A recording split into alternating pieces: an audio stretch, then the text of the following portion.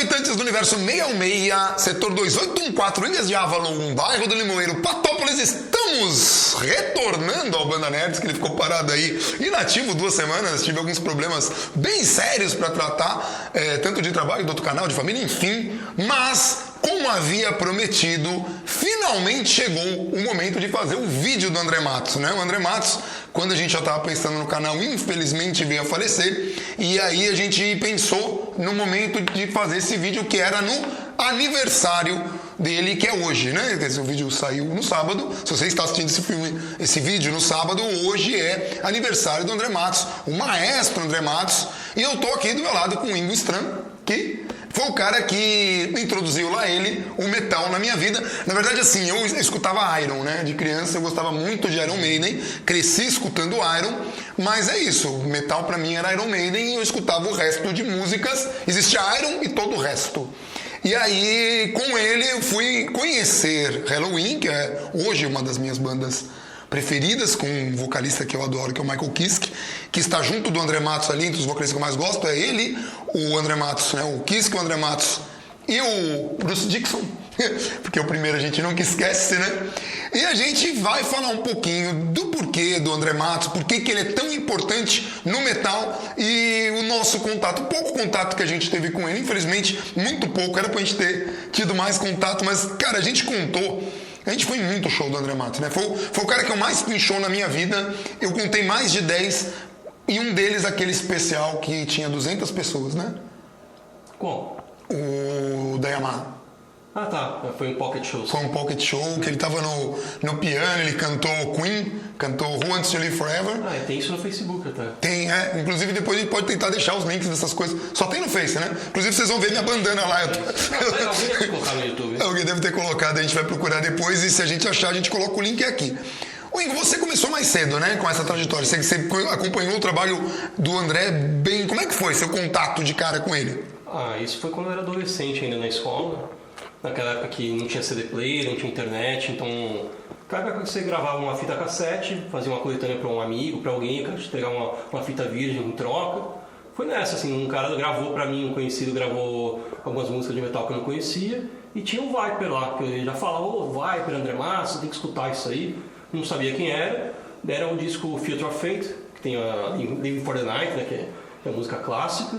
Eu escutei a primeira vez e achei do caralho, que porra, muito legal, não conheço, brasileiro isso aqui, ainda mais assim, naquela época, uma banda brasileira fazendo metal melódico. Com essa qualidade, E gente, um detalhe, a gente fala metal melódico porque era como era conhecido, né, quando o Halloween inaugurou. Pelo que a gente usava na época. Hoje é power metal, mas... Toda essa coisa, não importa, metal melódico, power metal... mas vamos falar metal melódico que é mais legal. E você, o Living for the Night, o Ingo, que ele é músico, ele toca baixo, tocava, né? Faz tempo que você tá parado. Living for the Night, o Ingo toca em qualquer coisa. Em cano, em carro, em piano, várias vezes. Essa parte. Não, mas é verdade, eu já vi você cantar e tocar essa música várias vezes. E é uma música que não tem uma parte da música que ela é muito lenta, né? E depois ela fica agitada. Aquela parte lenta mostra muito esse talento do André, porque o Viper, ele começou esse trabalho com 13 anos de idade, né? Então ele devia estar com seus 15, 16? Eu não lembro exatamente essa idade que eles fizeram o primeiro registro, mas o Viper é formado pelos amigos e vizinhos que moravam na mesma rua. O André era, essa história é bem conhecida, vai. Eles se juntaram, eram amigos bem novos, começaram a tocar, tiveram a oportunidade de gravar o primeiro disco, foi um disco bem... Assim, pra época, era uma coisa nova gravar metal no Brasil, ainda mais eles eram chamados de menudos do metal, até porque eles eram muito novos, né? Realmente muito novos. E foi um marco, até que eles depois lançaram Future of Fate, que daí tem um puta num salto de qualidade, de produção, que tem ali For the Night, várias outras músicas muito emblemáticas assim, para a carreira do Viper, que é onde você vê que você realmente é uma banda com um futuro, com uma proposta séria. E, foi muito legal. Pra mim, assim, o Viper foi uma referência muito grande nessa época pra mim. Até depois a gente vai ter o Angra mais pra frente, mas nessa época o Viper era a referência de metal nacional que eu tinha. E é curioso porque o Viper foi uma das primeiras, se não foi a primeira, e pode ser que a gente tenha algum erro aí, mas uma das primeiras bandas a ir para fora do país. Ele abriu as portas do Japão, né? O Japão conheceu o Viper e aí isso abriu também a cabeça de muita gente, falando, dá para ir para fora do país, levar a música, né? Porque o Brasil costumava importar músicas de todos os gêneros, né? Mas era difícil a gente exportar. E o André foi um dos caras que abriu esse caminho. Até recentemente, depois do falecimento, a galera do Angra fala isso, né? Fala, pô, o cara abriu as portas. Quando o Angra surgiu, essa porta já estava aberta. O nome do André já nos levou para esse patamar de chegar e apresentar. E ele fez uma coisa muito curiosa, né? Porque para um moleque que tá numa banda que estourou, ele sai da banda para estudar música, para se dedicar, né? Ele estudou na USP composição, ele estudou, né? Foi fazer faculdade de música, eu sei que ele era formado, acho que em regência e composição, também canto lírico, também era, não sei se era formado com piano clássico ou canto lírico, mas enfim, era uma das qualidades que ele tinha, né? Ele era um pianista fenomenal, era um grande vocalista, e era um compositor. Acho que muita gente não fala tanto dessa parte do André, mas a carreira dele é marcada por grandes composições, assim, muito complexas, né? Complexas, influenciando música erudita, música brasileira, fazendo uma mescla com heavy metal, dando uma identidade própria. Numa época que a gente não tinha muito isso, uma coisa que mesmo hoje não são muitas pessoas que fazem com a propriedade que conseguiu fazer na época, com a proposta que o Angra depois seguiu e originalmente começou, acho que até no Viper. No Viper, no Feature Feito, é legal comentar, você já tinha um pouquinho dessa brincadeira de colocar partes de música clássica no trechos e misturar com metal. E também isso não é uma coisa exatamente nova, inovadora. Mas foi muito bem feita, né? Mas assim, aqui no Brasil ele foi o pioneiro, e a maneira como ele fez depois, assim, mais pra frente no Angra e mesmo a carreira solo. Carreira solo acho que talvez nem tanto, mas um Xamã você tinha também orquestrações nas músicas. E isso é uma coisa que sempre marcou muito e foi uma identidade dele, né? Uma coisa dele mesmo. Tanto que assim, quando ele surge no Angra, aí ele estava também do lado de muita gente boa, né? Porque assim, o André, além de ser um cara muito talentoso, ele se juntou com pessoas muito talentosas, né? Compositores e pessoas que ainda tocam, né? Elas ainda estão aí na atividade, pessoas que tocam e compõem muito bem, então ele encontrou essa dinâmica. E quando ele lança o Angels Cry, o primeiro disco, né? Do Angra, você já vê isso no Never Understand, né? Que tem uma parada de uma mistura muito forte da música brasileira com metal de um jeito muito bacana, né? Tem um pouco dessa coisa da música. O ritmo, se não me engano, acho que é um baião, né? Daí tem aquela coisa meio percussiva do contrabaixo fazendo um two hands lá. O Luiz Mariucci até explica que isso já era uma coisa que ele trazia dele de projetos, bandas que ele participou antes. Então quando o André viu isso, achou interessante, quis fazer uma música em cima disso, usar aquilo lá numa música. Daí que veio meio que, até onde eu sei, né? Daí que veio a ideia da Never Understand, que tem um ritmo nordestino, mas é heavy metal também. A gente vê o início dessa ideia, né? Que depois, mais pra frente, eles vieram fazer um disco só com esse conceito de música brasileira e heavy metal. E aí esse disco, ele talvez seja o melhor trabalho do André, óbvio que isso é muito subjetivo, Roland. Para mim, essa é obra-prima, é um disco que se você vai falar de metal seriamente, mundial, esse disco tem que aparecer. Mas isso é subjetivo, tá, gente? Isso é eu falando. O Holy Land, ele é um disco conceitual, ele tem a ideia, né, de encontrar a terra sagrada, né? Tem a coisa do navio, né, do Carolina Forth. Essa música, ela começa com uma batida, uma batucada que você não imagina que aquilo seja metal. E quando você procura essa música em reactions, né, tem alguns reactions interessantes dessa música. E aquele casal, que é uma mulher canadense, você sabe do que eu tô falando, né? Eu esqueci, mas se a gente pode deixar esses links aqui na descrição, porque é muito interessante que ela escuta a moça, né? É um casal que eles reagem a músicas, e aí a descrição dela é perfeita. Ela falou, é um safari. Eu imagino para uma pessoa gringa o que é escutar Carolina Forth, porque tem Hermeto Pascoal na música. Ele pegou um pedacinho e colocou lá. Então, assim, era uma coisa tem uma coisa muito brasileira e tem uma coisa de metal muito forte. E aí tem uma coisa que tem várias coisas, né? Que eu falei coisas muitas vezes. Mas tem um aspecto no André que eu só fui perceber com o Ingo chamando a atenção, que é a suavidade na voz do André. Eu gosto muito da voz do André, mas eu não entendia por que a voz dele me encantava tanto. Por que ela traz pra mim algo que você consegue se relacionar.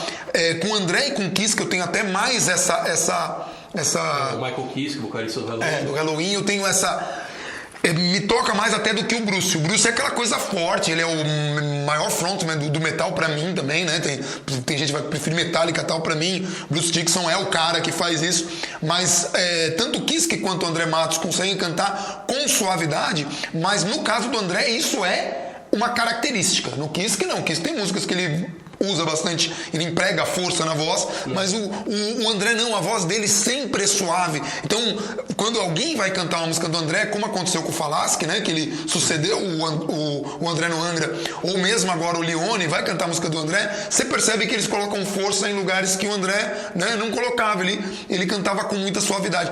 E isso aparece em vocais, até músicas muito rápidas, isso aparece, mas aparece, né, Angels Cry naquela música do Morro dos Ventos Uivantes. Wuthering Heights, que é da Kate Bush, um cover que eles fizeram, bem interessante. E ela é uma cantora lírica, né? E ele canta com perfeição, quer dizer, um cara cantando uma voz de mulher, isso impressionou muita gente, isso tocou em rádio, que não era muito comum tocar música de metal no rádio, ainda que aquela música tenha pouco do metal, né? Eles fizeram uma versão, não é tão metal assim, mas bom, tem guitarra, tem a pegada do metal, né? Não é uma versão fiel, mas é meio metalizada, é mais pesada do que tem a estética lá. Mas no Holy Land, isso chega, por exemplo, a própria música Holy Land é uma música muito interessante e nesse disco tem a música, minha música preferida de todas que o André fez, e por sorte foi ele que compôs, porque eu tive a oportunidade de entrevistá-lo e aí eu falei dessa música que é de Shaman, que acabou virando o nome da banda, né? Shaman, eles pegaram daí, e essa música ela é muito interessante porque ela tem essa coisa de como que você brincava que o Cid Moreira fala, né? Tico e teco, né? Ela tem essa coisa de subir e descer, ela parece uma montanha russa, ela tem essa dinâmica, e eu adoro músicas que tem essa estruturação com uma batida muito forte também da música brasileira. Eu gosto muito dessa canção. Então assim, esse foi o ápice, e depois ele ainda gravou Fireworks, que é polêmico, Fireworks, né? Assim...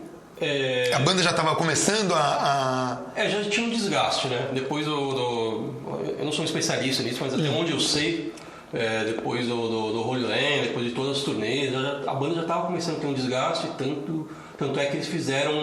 O André já queria parar nessa época, já queria sair do Angra, eles chegaram até a fazer um ensaio com o Edu Falaschi. Assim, daí conseguiram, não sei como é que foi a história exatamente, mas o André voltou atrás, eu consegui convencer o André, e o André ficou ainda pro Fireworks. Daí depois do Fireworks teve toda a treta que rolou, enfim, daí ele, o Ricardo e o Luiz saíram da banda e só ficou os dois guitarristas, né, o Kiko e o Rafael. E aí o André vai formar o Xamã. Foi nessa época que ele gravou o Virgo? Não, foi antes, foi no... Não, o Virgo... é que o Virgo é um trabalho... Depois do Xamã, se não me engano, ou foi nessa época? Olha, não tenho certeza. Depois pesquisem. Virgo é um trabalho solo do André, né? Que é bem interessante. O Sasha Pef, que é produtor, o cara do Heaven's Gate e tal. Foi parceiro do André em vários projetos. Né? Mas ela é bem mais tranquila. Não é metal. Não é metal. É uma pegada... É música pop, acho que a gente pode dizer um hard rock, meio pop. Mas é legal pra quem quiser ver o André fazendo outra coisa. E quando ele foi pro Xamã... uma das músicas que não entrou no Holy Land, sabe-se lá porque, tudo bem que ela era diferente, mas virou um dos maiores sucessos da vida dele, que é a Fair Tale, que essa música tocou em novela, a música é maravilhosa.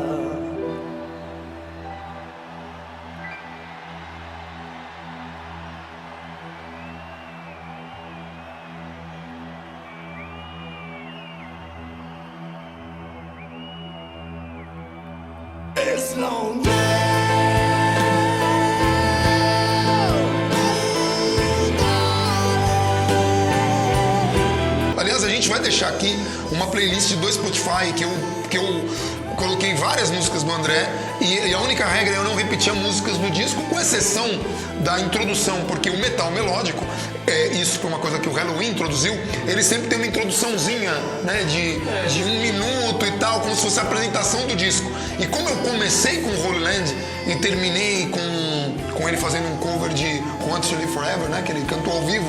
Eu achei que era legal terminar pra ver a performance vocal dele, né? Lá tem um registro de várias músicas, a gente vai deixar aqui. Vale a pena escutar, mesmo que você não seja do metal. Procurando isso, a suavidade na voz dele, essa capacidade de misturar elementos, de trazer um pouco da música clássica, um pouco do metal, um pouco da música brasileira e misturar isso à perfeição. Essa é uma característica dele. E aí o Xamã, ele gravou dois. Sim, ele tem 2 discos do Xamã, se você considerar ao vivo, né? Sim, só de estúdio. Que aí... E aí ele... Um Ritual Live, né? E o Reason depois. E aí depois do Reason ele sai também do Xamã mais uma vez. E aí ele vai pra carreira solo e ele ainda gravou também com o cara do Stratovarius. Ah, sim, teve participação num projeto Sinfonia lá com o Tolkien. Que é um projeto que acabou também não. Só teve um disco, mas assim, eu acredito que tem muitos fãs desse trabalho. Eu não sou tão fã desse trabalho porque eu acho que poderia ser qualquer outro vocalista. A impressão que dá que é os Stratovarius, né, com composições do Timo Tolkien. Só que com o André cantando, aí você sente que faltou mais participação do André. Você quer na composição, na interpretação, faltou mais um toque pessoal dele lá.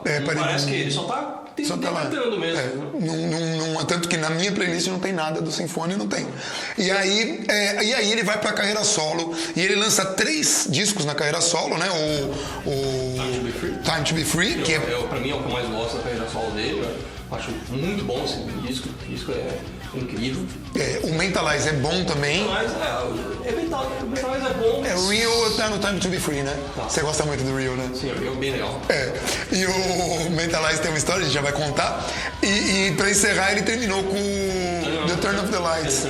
Que, tipo, é bem emblemático ele ter terminado com isso, né? Depois disso, e aí, por isso que é muito trágico a morte dele, eu fiquei muito abalado. Talvez uma das mortes que mais tem me abalado no meio musical, porque eu tive a oportunidade de encontrar o André e eu tinha uma admiração muito grande pela capacidade que ele tinha. Pra mim, o André, como artista nacional, ele tá do lado de caras grandes. Tipo, você vai falar Tom Jobim, Vinícius de Moraes e André Matos. Pra mim, não tem nenhum problema colocar ele no círculo desses grandes compositores, apesar dele estar num gênero que não é tão popular e que tem até um pouco de preconceito, assim, se você for falar, né? Tipo, ninguém consegue acreditar que uma pessoa pode ser erudita e tá tocando metal. Metal você sempre tem aquela coisa do cara cabeludo, a roupa rasgada e o demônio, né? Aquelas coisas todas que não era característica do trabalho do André, nem é do Halloween também, né? Halloween tem músicas alegres, assim como o André também. Então, assim, você pega... o André Matos, a morte dele me abalou, me trouxe muita tristeza, né? Quando eu fiquei sabendo. E a maneira como se deu quando eu encontrei ele foi justamente quando ele lançou o Mentalize. E a gente foi. Meu pai estava vivo ainda, ele levou a gente, ele foi junto, né? A gente foi dirigindo, mas ele foi junto. Ele falou, vou também, ele nem conhecia. E aí a gente chegou lá, eles estavam distribuindo autógrafo na Saraiva, Siciliano. Foi lá no Shopping Morumbi, eu acho que foi na Saraiva ou foi na FENAC? Acho que bom, não sei. Agora. Bom, foi na livraria, foi naquela que ficava em cima, né? Eu não sei agora. Ficava. Bom, enfim. É porque é uma que ficava, tinha Starbucks. Isso, tinha de frente, a gente foi tomar. Então, é Saraiva. Muito bom, tem a produção aqui. Não, era Saraiva, então foi na Saraiva. E eles estavam lá fazendo os autógrafos, né, e tal. E aí a gente chegou lá. E eu tava, assim, muito empolgado, porque nesse tempo, que eu já tinha bastante convívio com o Ingo, eu já tava, tipo, muito imerso em André Matos. A gente escutava muito das coisas que a gente mais ouvia, né, Halloween e André Matos, porque Iron eu já conhecia. E aí, quando vê os caras de perto e tal, e assim, o André tem uma série de coisas que aconteceram com ele na internet, que foi até curioso que na morte dele isso voltou. Parecia até que os memes estavam acontecendo de novo, né? Então tem algumas coisas, eu não sei se a gente vai conseguir colocar isso na edição. Se acontecer, o Japa vai dar um corte agora e vai colocar. Ou vai colocar depois que eu contar. Mas o André tava numa dessas de autógrafo. O André era míope, né? Ele não enxergava bem. Ele era pra ser míope, ele tinha que melhorar muito ainda, cara. Ele tinha que fazer a cirurgia. Funcional. Ele não enxergava nada bem. E ele não queria cantar com óculos fundo de garrafa. Então ele tava nessas tardes de autógrafo. E aí um fã gritou, né? André, lembra de mim? E ele olha assim, né? Tipo, procurando, né? E aí o cara dá a dica. Eu era cabeludo. Cara, todo mundo que curte metal, se tem a idade certa, né? Quando ainda você pode ter cabelo, você tinha bastante cabelo, era cabeludo, né? E aí o André daquela disfarçada, pô, mudou aí, meu, tipo... E aí quando eu fui encontrar o André, eu fui contar isso, né? Eu falei, pô, André, lembra de mim, né? Brincando. E ele falou, era você? Eu falei, não, não era não. Eu só vi na internet. Ele, pô, mano, o cara fala que era cabeludo, ele me complica, né? E aí eu fui comentar da capa do disco. A capa do disco do Mentalize, eu espero que o que esteja colocando ela agora, nessa edição, ela parece um ralo. Parece um ralo mesmo. Parece um ralo. Daí eu falei... É um labirinto. Mas... É um labirinto, mas parece um ralo. Aí eu falei, André, mas por que a capa parece um ralo, né? Aí ele fica quieto, que o cara que fez a capa tá aqui do lado.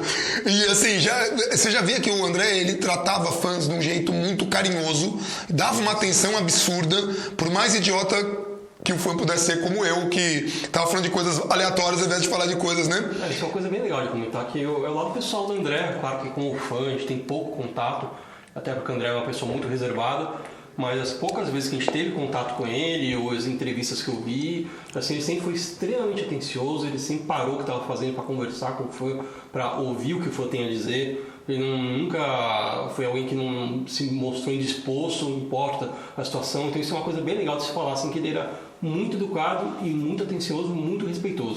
E assim, gente, entenda que quando eu falo, o André Matos teve carreira Europa, Japão, Estados Unidos. Você fala de Angra, todo mundo sabe de quem você está falando. Você vai falar de André Matos, vocalistas de metal conhecem o trabalho do cara. Todo mundo, o Kai Hansen, que toca com Halloween, conhece André Matos. Ele é um cara muito grande para o metal. Tanto que teve o maior concerto de metal agora, né? Que os caras levantaram o Wacken e, tipo, os caras levantaram um bandeirão com ele, Maestro, que é o apelido que ele tinha.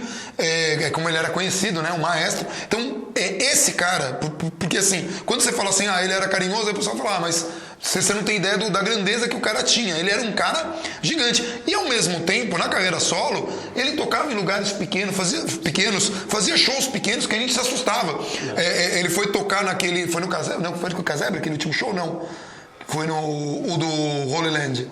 O do Holy Land? Foi no Aquarius? Acho que foi no Aquarius. Na Aquarius. Tipo, era um lugar pequeno. Ele era um lugar pequeno, sabe? Então você pensa, pô, um show do Holy Land, que é um dos discos mais emblemáticos do metal. E ele falou no show, eu comecei aqui e eu queria tocar aqui. Sempre que me chamarem, eu vou vir tocar. Você tá pensando se é Aquarius mesmo? Eu não sei se esse show foi do Holy Land, cara. Foi o Holy Land, foi porque a Vives foi. Foi porque ela foi. A Vives ela deu a sorte de ir em 2 shows do André. O Holy Land e o show do Xamã. Porque o que acontece? O André saiu obrigado do Angra, saiu obrigado do Xamã. Ele se reuniu com o Viper e depois ele acabou se reunindo com o Xamã e ele estava prestes a acertar um retorno, não um retorno para cantar. O que a gente ficou sabendo depois da morte dele é que ele se mostrou pela primeira vez propenso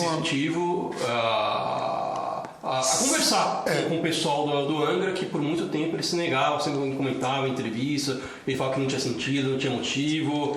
Então parece que a primeira volta a reunião do Viper, a formação clássica do Viper, foi uma coisa que mexeu com ele, mostrou para ele que existia essa possibilidade. Daí com o Xamã, que no caso do Viper, ele nunca brigou com ninguém. Tá? Sim, era mais fácil. Amigos e se viam e conversavam, até rolavam umas participações e tal, beleza. No caso do Xamã, houve uma briga lá pessoal lá entre os membros e tal, não vale a pena falar sobre isso, mas enfim, ele conseguiu resolver isso aí, eles conseguiram conversar. A vibe foi muito boa, eles estavam super felizes. O show do Xamã já foi... porque assim, eu vi alguns shows do André menores, né?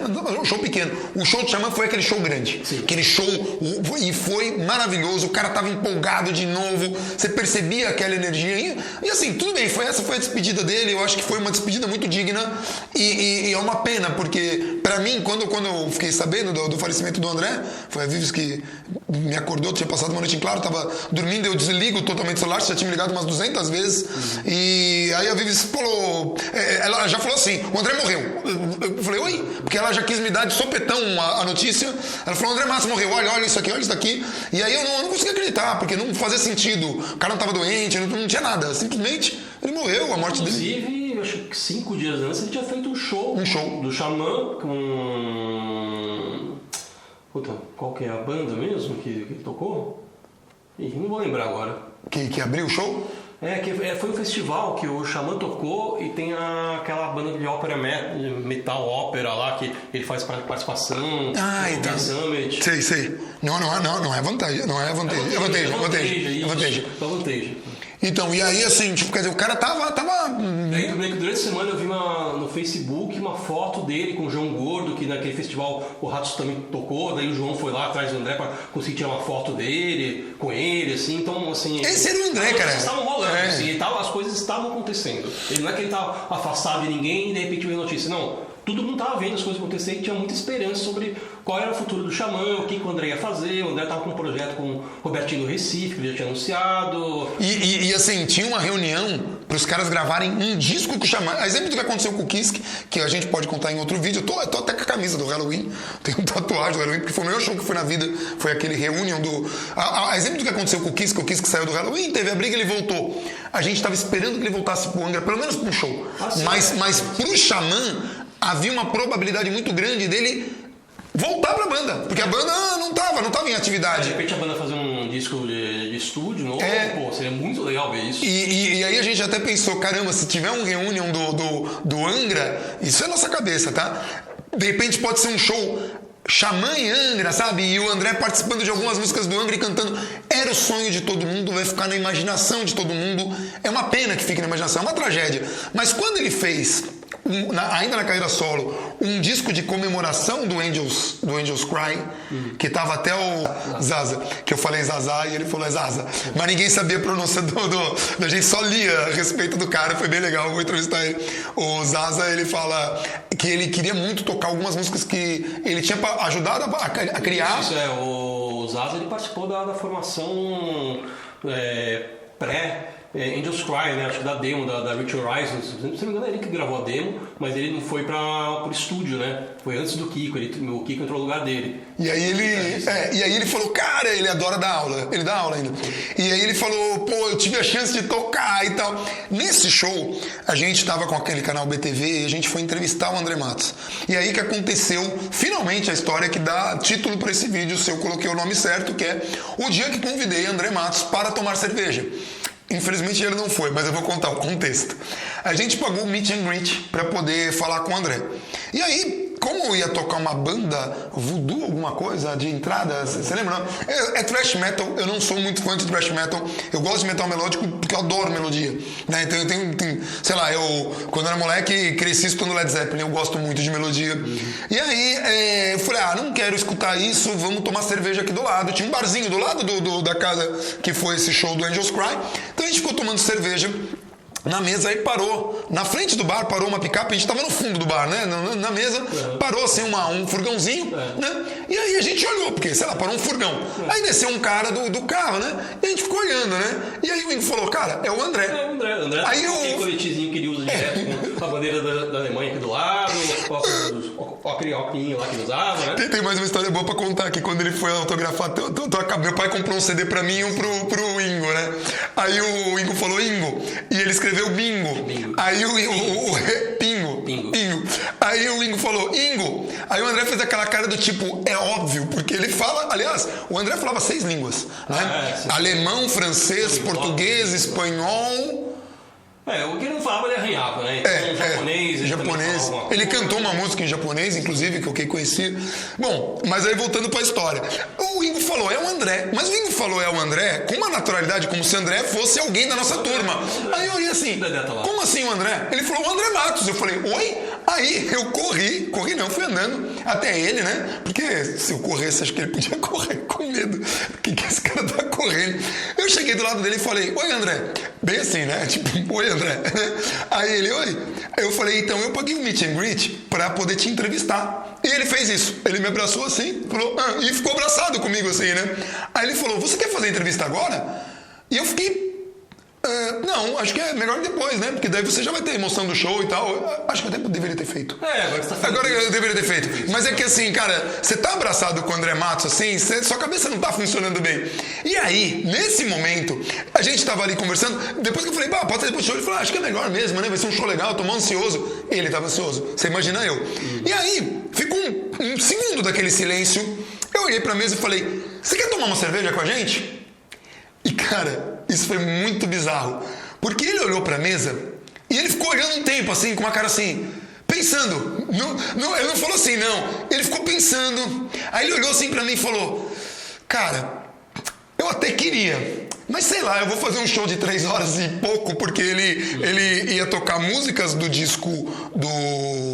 Do Angels Cry, sabe? Sim, mas ele ia tocar músicas da carreira solo. Sim, qual era o... Era o The Turn of the Light? Né? Então ele ia tocar... foi esse que ele tocou as 5 músicas? Sim. Então, ele ia tocar The Turn of the Lights, e depois... Não, e não só o The Turn of the Lights. The Turn of the Lights, algumas músicas da carreira dele, e depois o Angels... Isso, na íntegra. Então era um show de 3 horas e pouco, né? Aí ele falou, não que eu acho que isso tem nada a ver, não tem. Ele falou, não é isso. E depois na entrevista ele repete esse discurso. Mas assim, de repente é melhor não fazer isso. Como se assim, de repente eu tô lá bebendo e alguém pode ter uma impressão errada de que eu não tava dando... Sabe, me passou essa impressão, tá? Isso é um pensamento meu. Eu acho que o grande segredo de um cantor, de um vocalista, é o descanso. Coisa que você não tá tendo hoje, né? Depois do show, não, deveria ter, na realidade, né? Se tivesse um show amanhã, talvez não poderia estar falando muito agora. Mas de resto, não tem muita frescura, não tem muito esse papo de, não toma gelado, não pega ar-condicionado, corrente fria, não sei o quê. Isso é tudo muito lenda.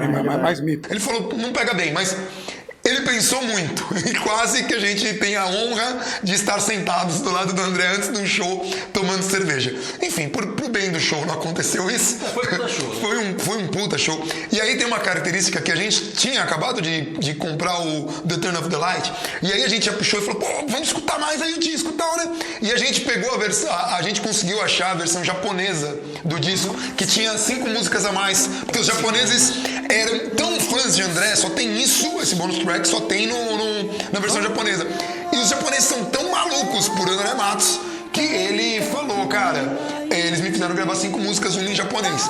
Então a gente escutou as 3 ou 4 primeiras, e aí eu falei, vamos escutar Fake Plastic Tree do Radiohead. E aí o Wim falou, não, caramba, vamos escutar mais música daqui. Escutar essa música aí, ele nem vai tocar essa música. Aí eu falei, não, mas vamos escutar essa música. Ele, não. Aí a gente escutou, porque eu tava curioso. E ele é muito a contragosto. E aí no show, o que ele tocou foi as 4 primeiras músicas do disco, que foi as que a gente escutou na ordem, e o Fake Plastic Tree. E aí eu cheguei e falei, tá vendo? Eu já sei como o André Matos pensa, mentira. Foi sorte, foi só porque eu tava curioso. E a gente então viu essa música ao vivo. Então eu escutei essa de cover, né? A dos Vivantes é um cover, mas tudo bem que ele gravou, mas essa de cover, e o Want to Live Forever a gente viu naquele pocket show, e daí a gente foi entrevistar ele. Acho que a gente pode colocar um trechinho pelo menos das perguntas. E se a gente imaginar assim, se eu fosse... Porque se a gente falar, resumir sua carreira em uma música é muito clichê. A gente tá em São Paulo. Se você fosse resumir em uma pizza, que sabor seria essa pizza? Sua carreira. Bom, como eu não sou muito fã de carne, a minha pizza favorita sempre é a pizza mais comum, mussarela ou marguerita. Então eu acho que isso representa de fato a carreira, porque o quanto mais você se aproxima do simples, você consegue fazer um simples bem feito e saboroso, você é um mestre, né? Não adianta você ficar enfiando 1000 ingredientes e no final das contas virar uma maçaroca que não faz o menor sentido. Então eu acho que o simples bem feito é o que vale. Parabéns aí, sucesso. Eles querem se ver. Galera, um abração pra todo mundo. Bom, galera, é isso. Isso daí a gente tem aí, eu não sei exatamente que trecho entrou, isso é com o Japa lá, espero ter entrado a pergunta da pizza. Se entrou a pergunta da pizza, a ideia foi dele, tá? Mas ele falou como exemplo de brincadeira, faz uma pergunta muito fora, porque o André tá acostumado a responder... pra não cair aquela mesmice. A mesmice. Então, aí ele falou, ao invés de você perguntar assim, qual a música mais marcante pra você... Qual é, se sua carreira fosse uma pizza? E o legal é que ele respondeu sério. E eu não sei se entrou isso, né? Mas teve uma hora que a gente tomou bronca do segurança. E o André olhou pro segurança assim, ignorou o cara e continuou conversando com a gente, porque esse era o respeito que ele tinha para com os fãs. E por isso que, assim, é uma perda muito grande. E, assim, é de ficar com tristeza. Mas hoje é dia de celebrar. Hoje é dia de celebrar André Matos. Então a gente convida, nós vamos deixar aí a playlist para vocês escutarem, que vale muito a pena. E nós vamos deixar também um link do vídeo do... Como é que chama aquele cara que fez o trabalho do André, que o próprio André gostou. Ah, do Heavy Talk. Do Heavy Talk. Tem Esse cara, ele fez um trabalho...